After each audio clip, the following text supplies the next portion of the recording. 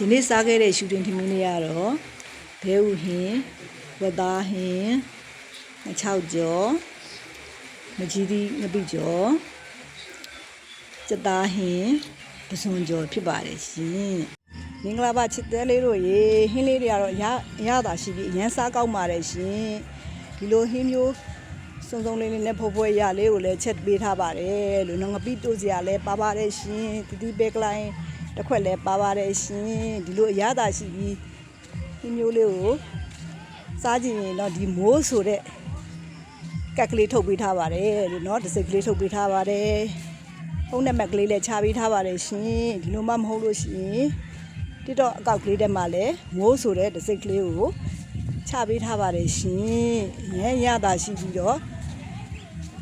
စားလို့လည်းရမ်းကောင်းပါတယ်လို့ဒီမိုးတစ်စိတ်ကလေးမှာအမှာယူသုံးဆဲပါလို့เนาะဒါမှမဟုတ်လို့ရှိရင်စီပီကောက်မှာမှာရင်းနဲ့နွေးမမေးဆိုတဲ့ညီမလေးရဲ့ကောက်မှာမှာယူသုံးဆဲလို့ရပါတယ်ရှင်အားလုံးမှာယူပေးကြပါဦးเนาะ